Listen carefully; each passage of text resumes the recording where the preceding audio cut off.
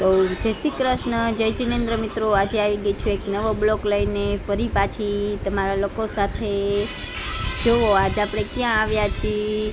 આપણે આવી ગયા છીએ ફ્લાવર શોમાં અને આપણે લઈ લીધી ટિકિટ અને હવે આપણે જઈ રહ્યા છીએ અંદર। તો તમે જોઈ શકો છો નજારો, આજે ફ્લાવર શોનો ગેટ અને આ આવી ગયા આપણે અંદર। જુઓ કેટલો સરસ નજારો છે ને।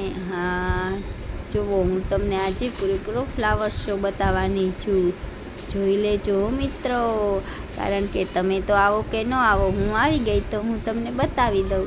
તમે લોકો કહેતા હશો કે ઘણા ટાઈમ પછી બ્લોગ મૂક્યો, પણ હમણાં છે ને મારે પાર્લરમાં હતી સિઝન, એટલે હું થોડી કામમાં પડી હતી।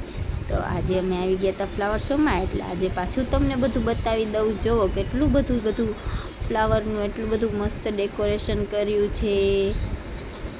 જુઓ, જોઈ શકો છો તમે, બહુ સરસ જગ્યા છે જોવાની। આ આવેલું છે મહેન્દ્રનગર ચોકડી મોરબી। આ જુઓ, આ છે મધમાખી, કેવું ડેકોરેશન કર્યું છે।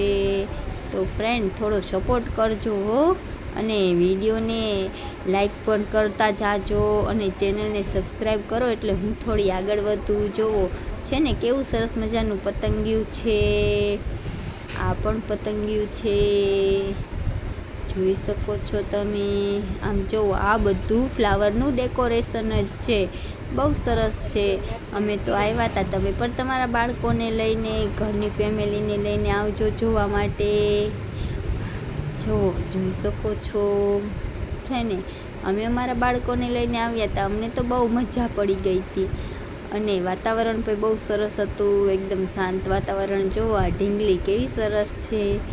જુઓ આ છે ઈયળ બનાવી છે, જુઓ જોઈ શકો છો તમે લોકો છે ને। તો ફ્રેન્ડ્સ હવે આપણે પાછા બ્લોગ ચાલુ કરશું, અને તમે થોડું સપોર્ટ કરજો ને ચેનલને સબસ્ક્રાઈબ જરૂરથી કરતા જાજો હો ને।